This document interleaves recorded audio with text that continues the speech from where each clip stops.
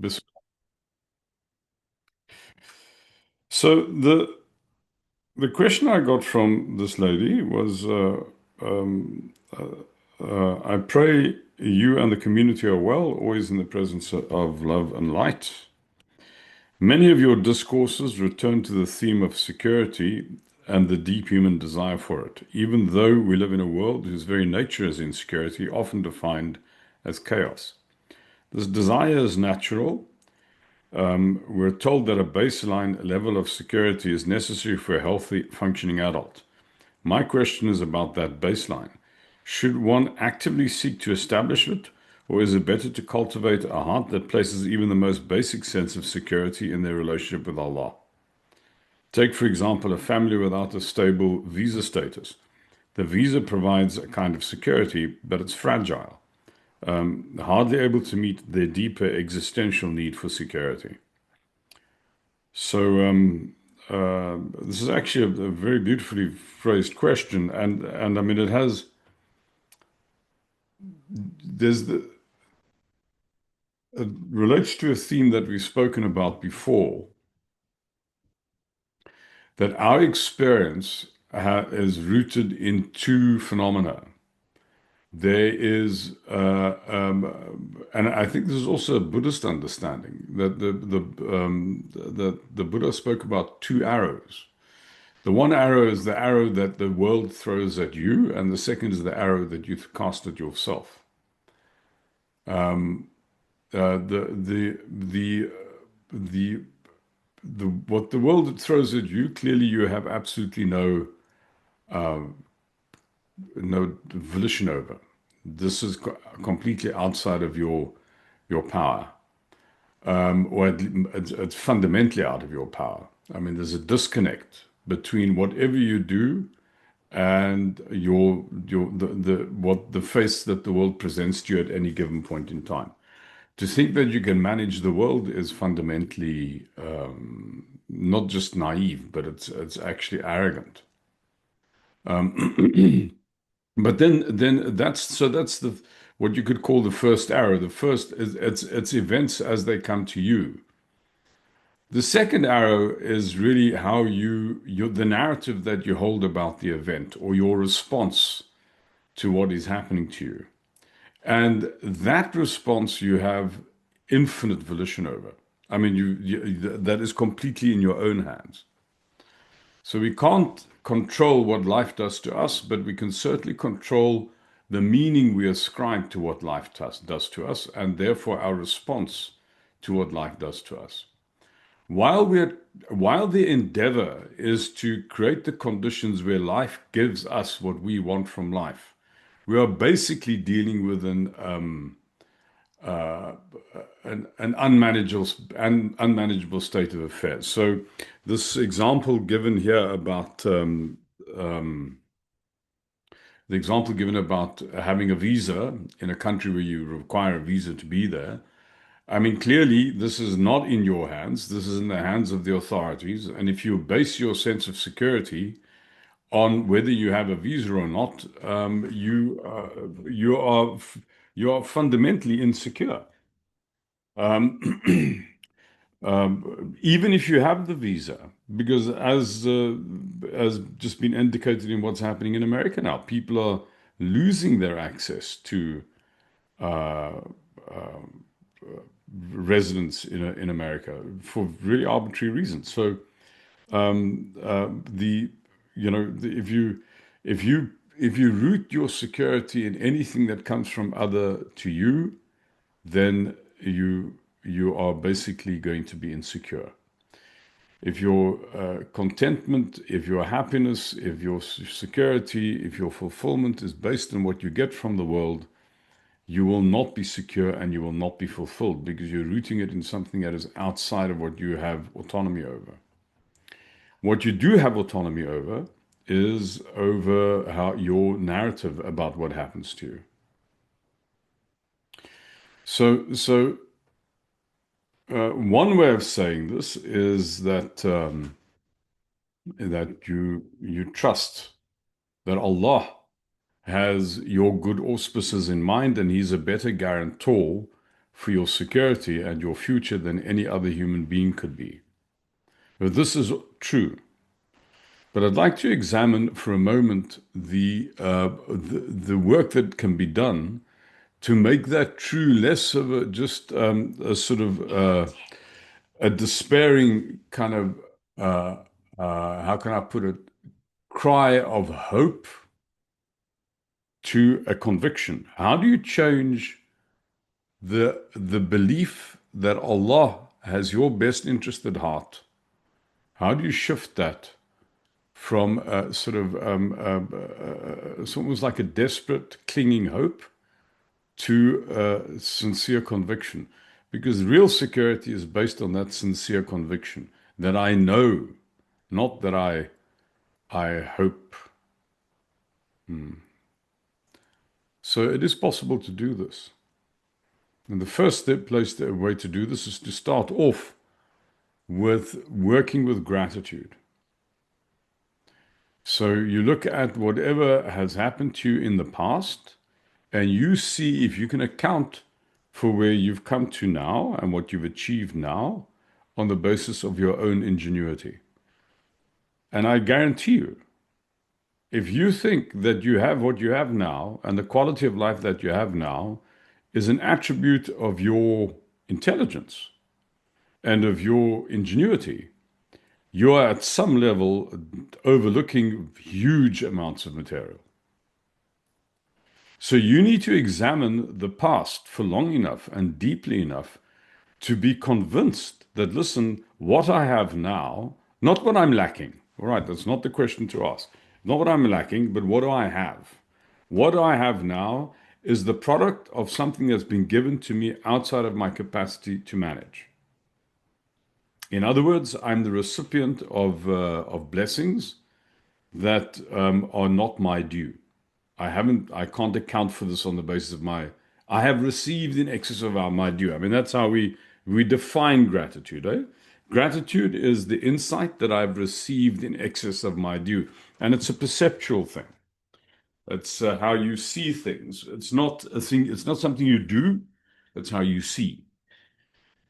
So you do that work to account for the things that are right and good in your life. But you may say, but there's nothing good in my life. My life is an unutterable disaster. And then I think the logical response to that is, well, then account for the fact that you're alive. If your life, if everything that if everything that is around you goes catastrophically wrong, it is not conceivable that you could be alive. In fact, the very fact that you're alive means that infinitely more things are going right than wrong. If more things are going wrong than right, you would be dead. Are you dead? Probably not. I don't feel dead. I think I'm still alive. And if I'm still alive, it has to mean that this body of mine is functioning. And there's all sorts of things that contribute to this moment that I'm in, being this moment that I'm in, and functioning in this moment that I'm in, that I cannot account for on the basis of my own ingenuity. So you start off with gratitude. You start off with understanding that you're the recipient of blessings outside of your ability to control and account for. The next thing you do is that you apply that insight. So everything that has gone there's more that's gone right than wrong, and it's not because I'm clever.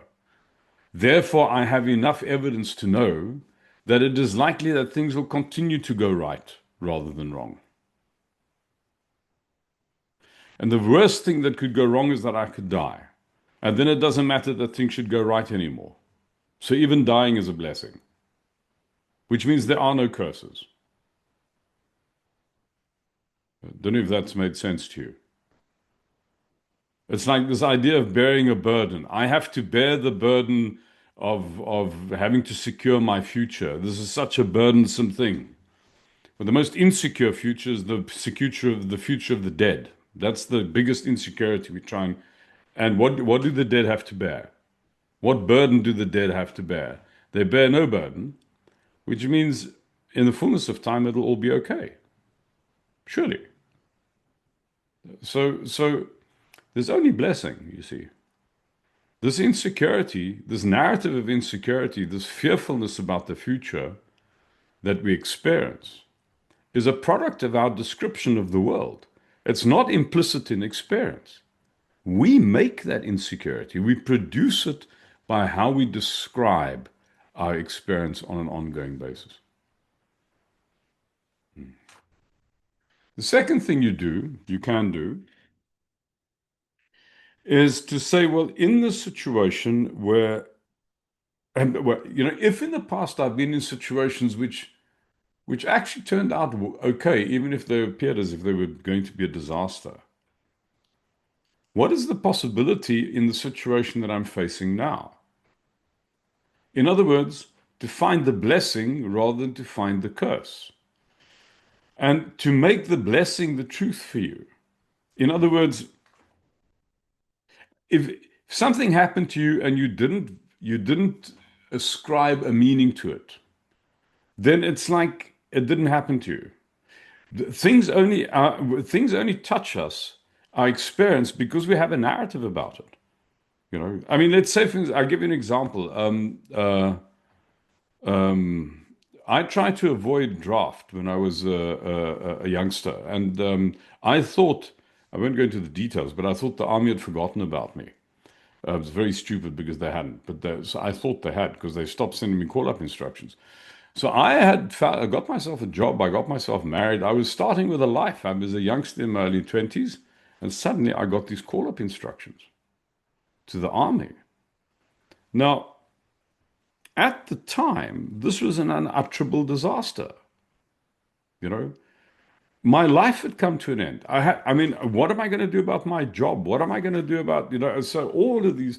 So, in fact, what happened is that I went to the army. The first 3 months were awful, but I didn't lose my marriage. And I managed to still maintain a relationship with my employers, and and the whole thing eventually turned out to be quite a blessing because I learned a lot. you know. So the thing that presented itself to me as a disaster actually turned out to be not a disaster at all, in the fullness of time.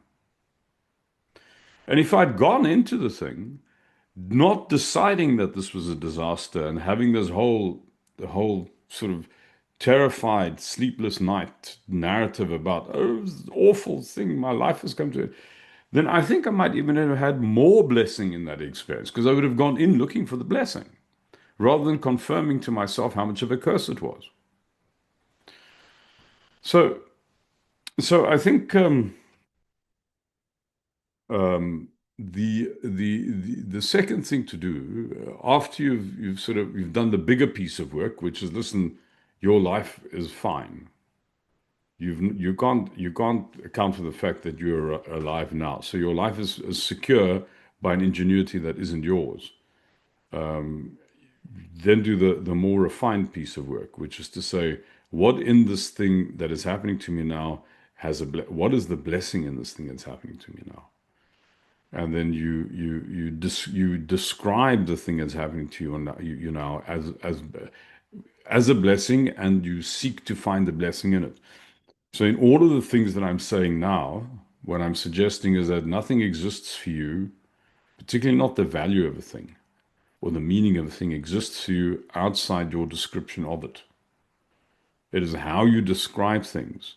It is the stuff that goes on inside your head, your narrative about what's happening to you, that produces your experience, that produces particularly the the difference between the acceptance, I beg your pardon, the acceptable and the objectionable.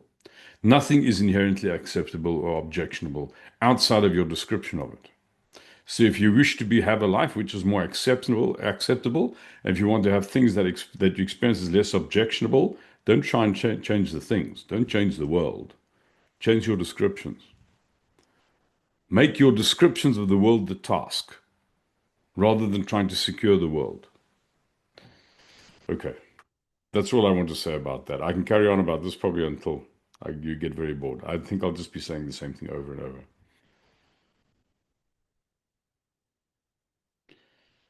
Let me see if there's a.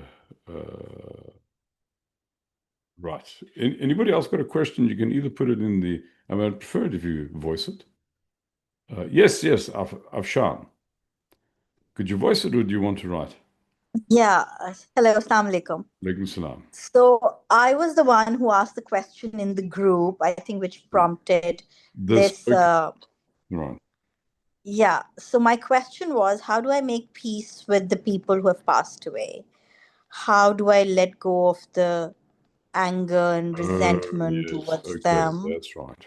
And how to forgive them and move on? I beg your pardon, Afshan. I had forgotten that question. Thank you for reminding me. That's a very profound question, actually. And I realized actually that I was at a loss. My thumbs were too clumsy for the text to answer this in text. This needed some talking. So the first,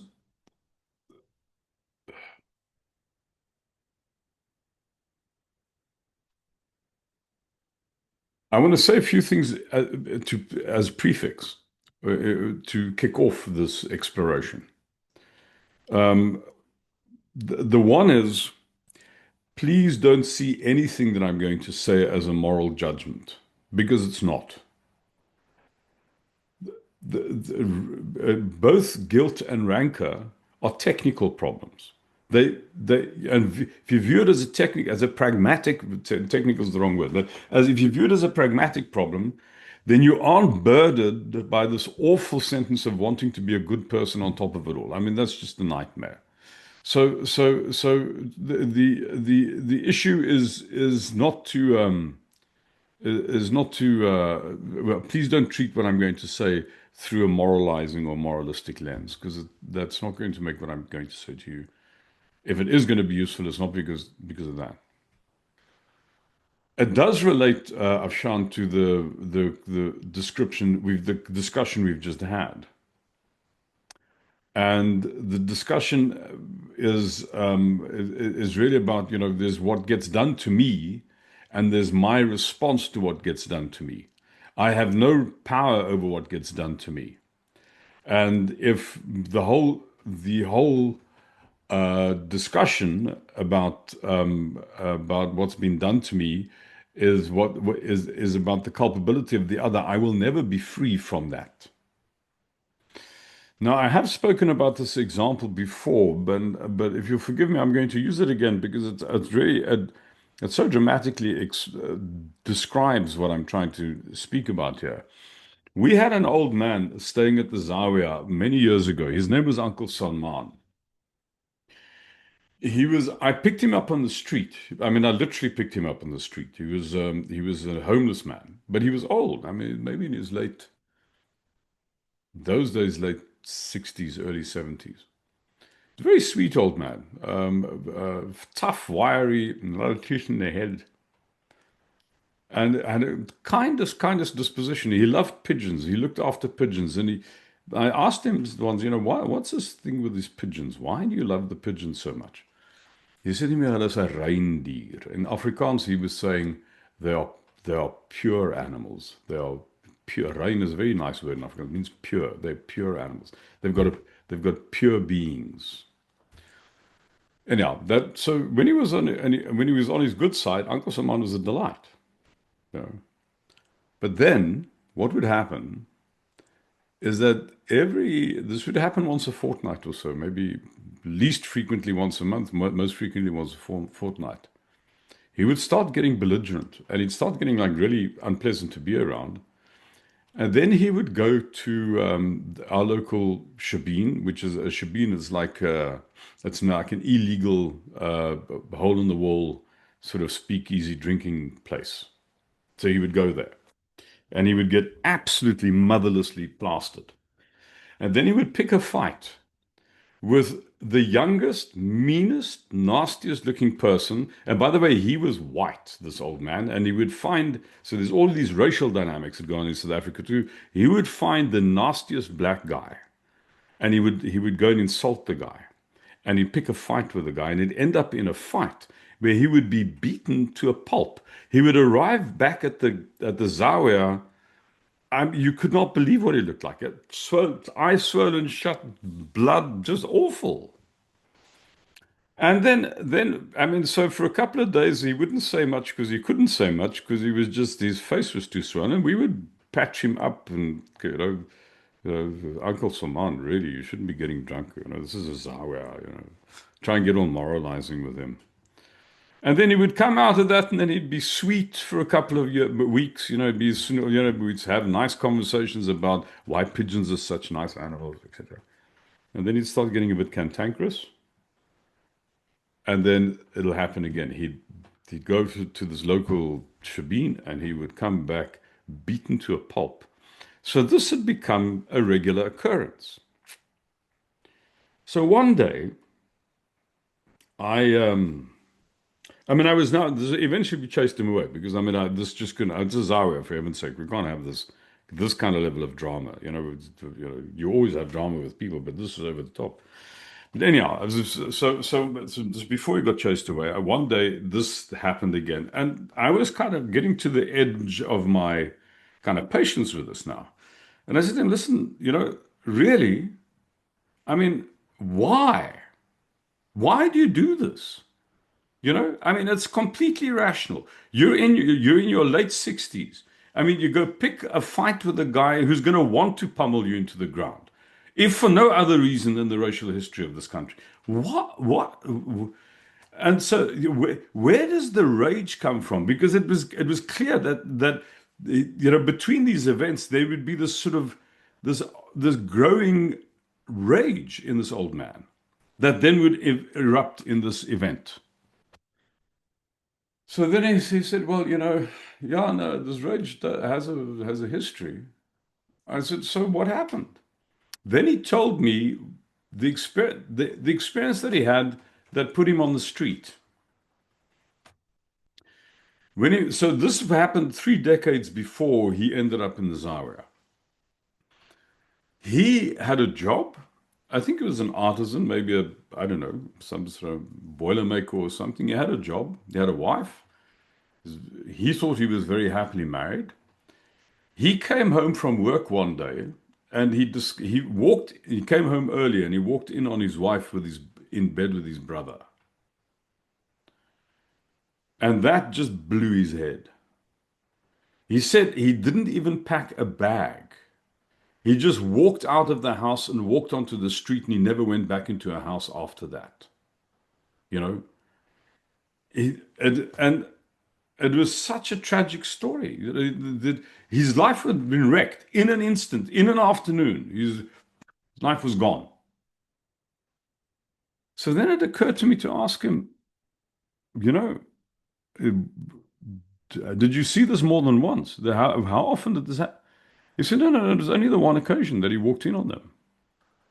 Oh, and how often have you thought about this in the last 30 years? I said, I think about it every day, all the time. So I said, so they did it to you once. You've done it to yourself like several times a day, every day for the last 30 years. You know, who's the monster here? So, irrespective of what they do to you, irrespective of the nature of the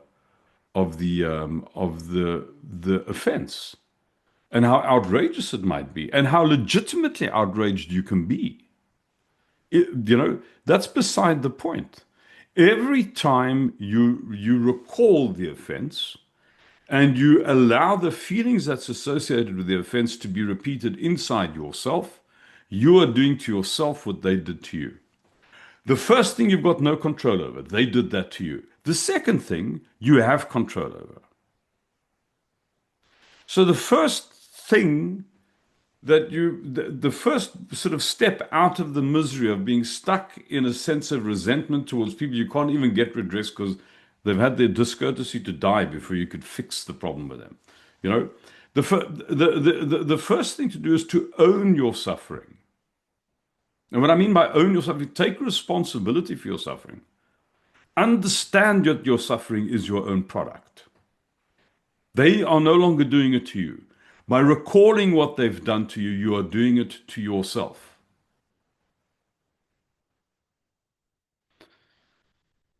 Once you've done that, that progresses, just that insight progresses you significantly along the way of being able to do the work to get those people out to release the real estate in your consciousness that these monsters are occupying.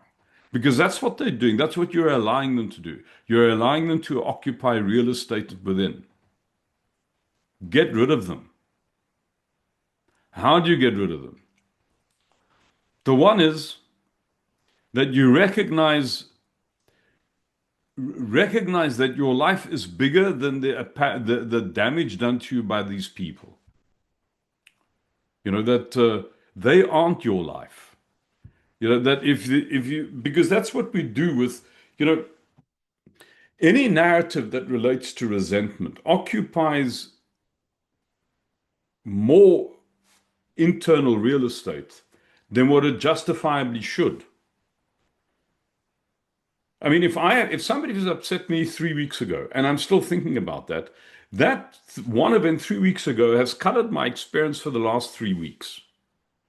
You know, the upset didn't happen, a day after the event, 3 days after. In fact, quite pleasant things might have happened to me 3 or 4 days after the event. But I was not available to experience those pleasant things because I was still muttering to myself about this awful person who did this terrible thing to me. You know. So I have uh,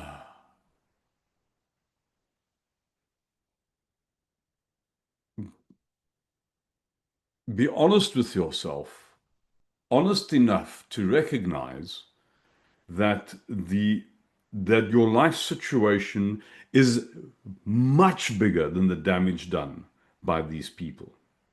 They are not as influential as you're allowing them to be. The second might be more difficult because I have no idea what the nature is of the accusation. So, I mean, if there's, like for instance, if there's issues of, I mean, I come across this very often that the issues of childhood sexual abuse, and I mean I mean, I'm not even that I don't have the tools to deal with that. So, but if it's not as extreme as that, the next thing to do is say, well, what is the blessing that's come out of this? What have I learned about myself? What have I learned about my resilience? And I've actually, I have heard people speak about sexual abuse in this way, that they discovered that they can survive this. They discovered that they were bigger than what these people had done to them. You know, if that is the only thing that you discovered, it is still more blessing than curse.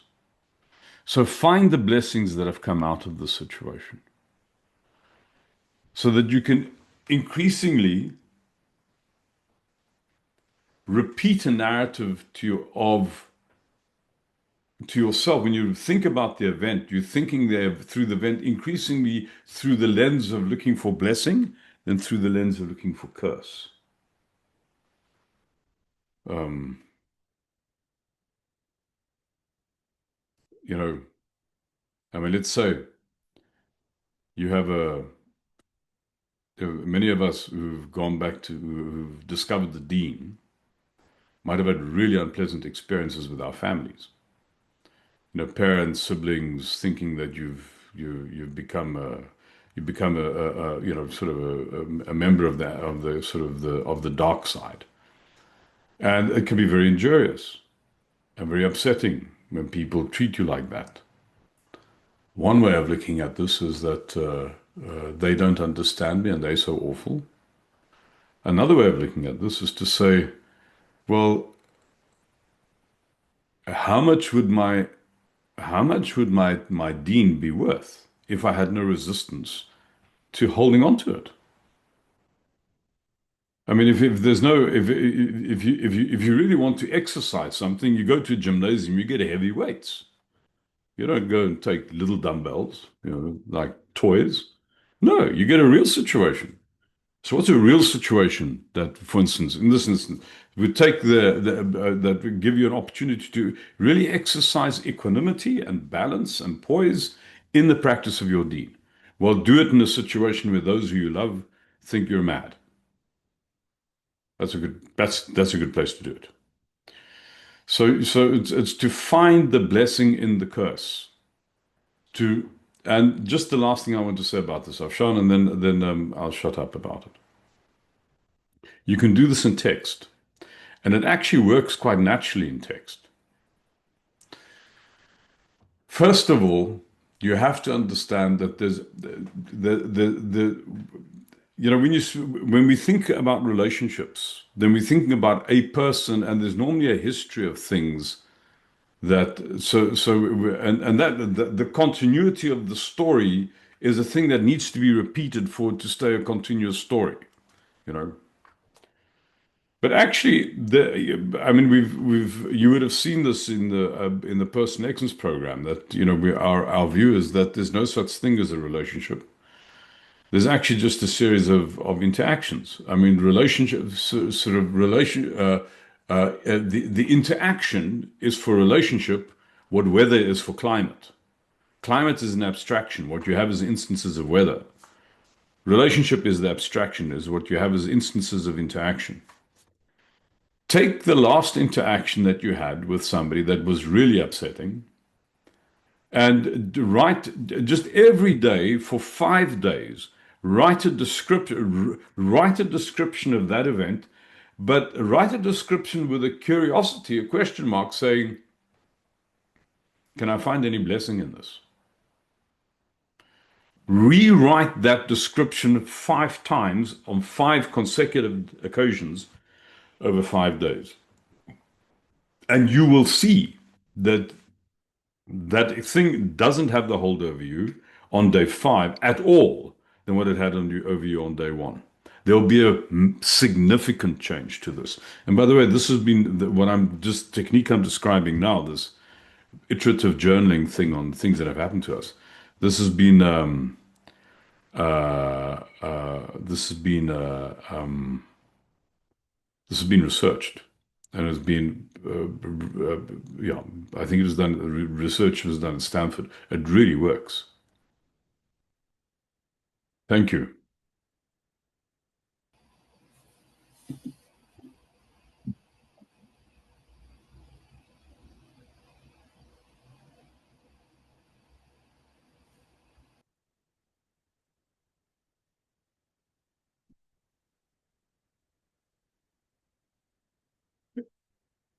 Anything else, folks?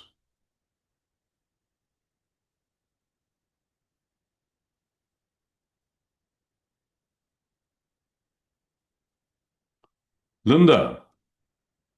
Assalamu alaikum, everybody. Assalamu alaikum, Sheikh. Good to see you. This question is from a friend of mine. I told her to come, but she was a bit shy. So I'm really keen to help her to see things better. She does listen to your Spotify, so she's aware of these things, but she was married to, she's Muslim practicing, and she was married to somebody who was very strict. So kind of not Salafist, but yeah, you know, people who are very tough. And I think she kind of herself stayed in religion, but she's very resentful of practicing Muslim people. She has to marry now, and she was thinking like, how am I going to do? I'm going to find somebody who doesn't practice much, but I really need somebody who has a good akhlaq, a good behavior. And personally, I say to her, I think you should find somebody who prays 5 times a day and has the minimal of things. And she was telling me, but yes, just prayer, but I don't need anything else. And her question was, how can I be with somebody who's very different than me in Islamic way, but has a good behavior? So just pray 5 times a day as a Muslim, but nothing else. But she's kind of thinking, okay, these people scares me a lot when they go deeper in religion. And the question is, how can you be married to somebody who is very different to you on the level of religion, faith? So if you are stronger in the faith than them. So that's kind of thing. I don't know if I say it well. Sorry, my English is getting poor since I speak French every day. Forgive me. Go back to London. I'm struggling with English now. But I Forgive think me. that's. Can I I paraphrase? feel Can I Sorry? paraphrase in a sentence or two to make sure I've understood? Yeah. This Go. person wants to get married. She's terrified Yeah. of getting married to somebody with a Salafist orientation. Mm. But she wants to continue practicing herself. She does. She does. Yeah. And she did find somebody who prays 5 times a day, but that's it. Just pray 5 times a day. He wouldn't do Jumu'ah. He wouldn't go to the mosque. He wouldn't take the Quran every day, but will have a beautiful akhlaq. Beautiful akhlaq. And she was telling me, I'm so scared because there is a way that said to me, he should go to Jumu'ah. He should read his Quran. But I And I mean, said, what's this? What is this? You know, I mean, for heaven's sake, we're adults here. Why are we doing this thing to each other? You should do this. You should do that. You should do the next. so yeah, I I mean, wanted this your kind of advice. She's there's a take on Deen, which is not our take on Deen. There's a take on Deen which makes it punitive, disapproving, finger wagging, and moralizing. I have not found that to produce happy people at all. I found it to produce disapproving and distasteful, finger wagging, awful human beings. So actually, there's two problems here, Linda. The one is let's just ourselves represent something about Deen which is affirming and not judgmental. You know, it is. I mean, if the man prays 5 times a day, Subhanallah, he prays 5 times a day. What are you looking about this Juma thing? There's all sorts of the whole thing about the attendance of Juma outside of the Khilafat is questionable. I mean, there's you can be there's one thing about this thing about the oh you shouldn't do that, that's halal, that's haram. This we don't realize just how much difference of opinion there is in the ilm that our Deen stands on.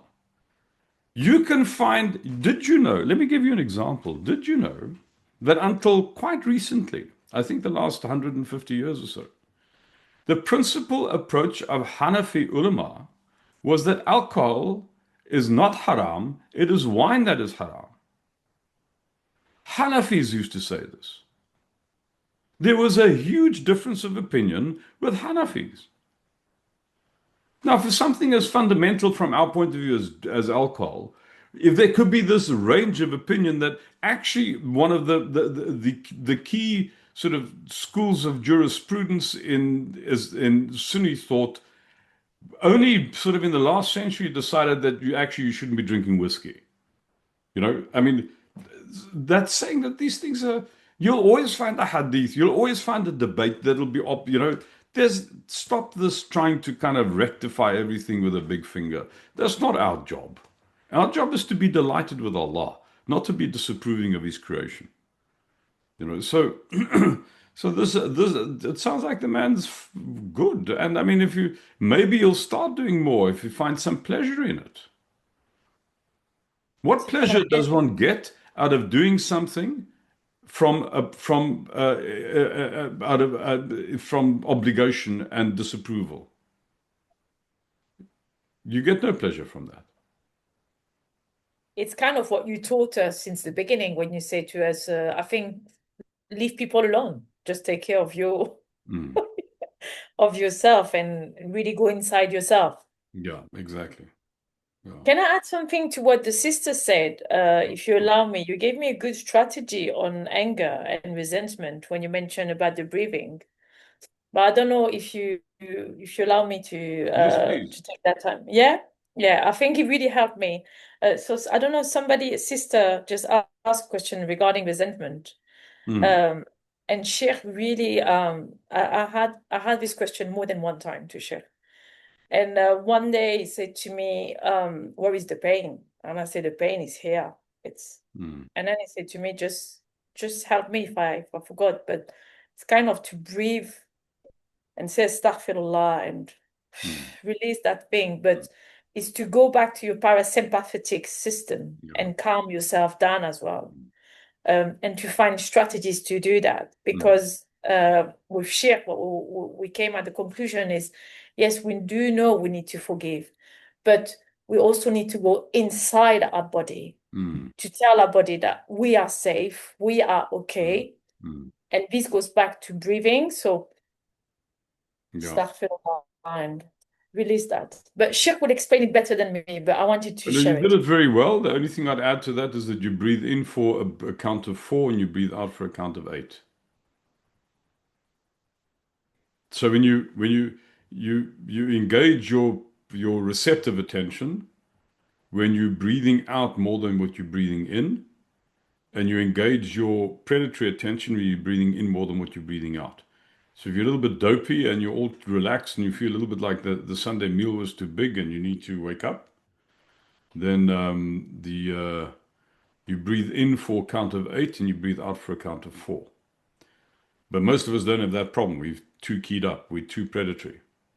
So do the other way. You breathe in for a count of 4 and out for a count of 8.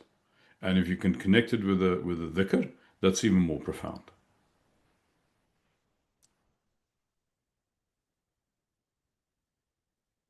Alhamdulillah. Thank you very much, folks. I think that's it. I think people are sort of falling off. Nice to see you all. Likewise. Thank you, Sheikh. Thank you, Mariam. Thank you. Okay, we don't need to speak more about you wrote something in the text, but that's all. We don't need to speak more, Mariam? No. I think I wrote what I believe you had said once, and I find that to be really helpful about remembering that whatever is coming through people. Yeah. And if it's bitter, then it feels bitter, but our description, of course, can be changed if we try and think of it as a gift from the divine. So That's I right. thought I'd share. Thank you very much. All the best. Thank you. Assalamu alaikum. Assalamu alaikum, Shaykh Ebrahim. Thank you so Thank much. you. Assalamu alaikum, everybody. Thank you. Thank you. Wa Salam. alaikum assalam.